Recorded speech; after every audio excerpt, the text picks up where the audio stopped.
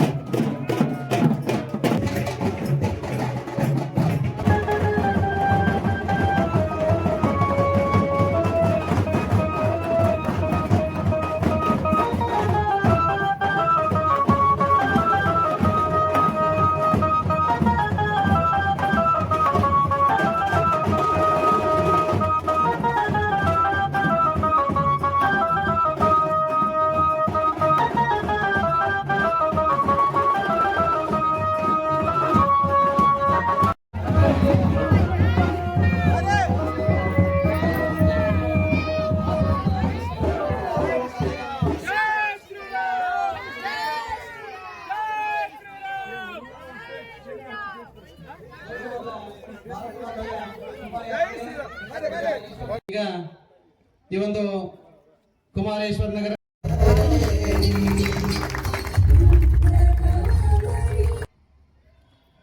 ನಾವು ಅನ್ಕೊಂಡಿದ್ದೇವೆ ನಮಗೆ ಫೇವರ್ ಇರುವಂತ ಒಂದು ಸರ್ಕಾರ ಬಂದಿದೆ, ನಾವು ಆರಾಮಾಗಿದ್ದೀವಿ, ದೇವರಾಣೆ ಇಲ್ಲ. ನೀವು ಮೈ ಮರೆಯಬಹುದು, ಆದ್ರೆ ಅವರಿಗೆ ಮೈ ಮರೆಯೋದಿಲ್ಲ. ಅವರು ಬಿಜೆಪಿ ಸರ್ಕಾರ ಬಂದ್ರೆ ಇನ್ನೂ ಹೆಚ್ಚು ಕೆಲಸ ಮಾಡ್ತಾರೆ.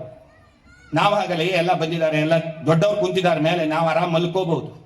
ಹೀಗೆ ಮಲ್ಕೊಂಡು ಮಲ್ಕೊಂಡು ಮಲ್ಕೊಂಡು ಮಲ್ಕೊಂಡು ಇಡೀ ಜಗತ್ತಿನಲ್ಲಿರ್ತಕ್ಕಂಥ ಹಿಂದೂಗಳು ಇವತ್ತು ಕೇವಲ ನಾವು ಒಂದು ದೇಶದಲ್ಲಿದ್ದೇವೆ ಅನ್ನೋದು ತಪ್ಪಾಗತ್ತೆ. ದೇಶ ಕಳ್ಕೊಂಡು ಬಿಟ್ಟಿದ್ದೇವೆ ನಾವೀಗ. ನಾವು ಕೇವಲ 20 ರಾಜ್ಯದಲ್ಲಿ ಉಳ್ಕೊಂಡಿದ್ದೇವೆ. ಇಡೀ ಜಗತ್ತಿನಲ್ಲಿ 20 ರಾಜ್ಯಕ್ಕೆ ಬಂದುಬಿಟ್ಟಿದ್ವಿ, ದೇಶ ಇಲ್ಲ. ಇಡೀ ಭಾರತ ನನ್ನದು ಅಂತ ಹೇಳುವಂಗಿಲ್ಲ ನೀವು. ನಿಮ್ಮದಲ್ಲ ಭಾರತ, ನಿಮಗೆ ದೇಶನೇ ಇಲ್ಲದೆ ಇರುವಂತಹ ವ್ಯಕ್ತಿಗಳು ನೀವು. ನಿಮಗೊಂದು ದೇಶನೇ ಇಲ್ಲ. ಮುಸ್ಲಿಮರಿಗೆ 52 ದೇಶಗಳಿದ್ದಾವೆ, ಕ್ರಿಶ್ಚಿಯನ್ರಿಗೆ 70ಕ್ಕೂ ಹೆಚ್ಚು ದೇಶಗಳಿದ್ದಾವೆ. ಭಾರತದಲ್ಲಿರುವಂತಹ ಹಿಂದೂಗಳು ನಿಮಗೆ ನಿಮ್ಮದೇ ಇದೇ ಕರ್ನಾಟಕ ನಂದೊಂದೇ ಅಂತ ಹೇಳಿ ನೋಡೋಣ, ಆಗ್ತದ ನಿಮ್ಮ ಹತ್ರ? ಕರ್ನಾಟಕವೂ ನಿಮ್ಮದಲ್ಲ. ಆಯ್ತು, ಈ ಕುಮಾರೇಶ್ವರ ನಗರ ಮಾತ್ರ ನಮ್ಮದಷ್ಟೇ, ನಮ್ಮ ಹಿಂದೂಗಳದಷ್ಟೇ ಇದು, ಹೇಳಿ ನೋಡೋಣ.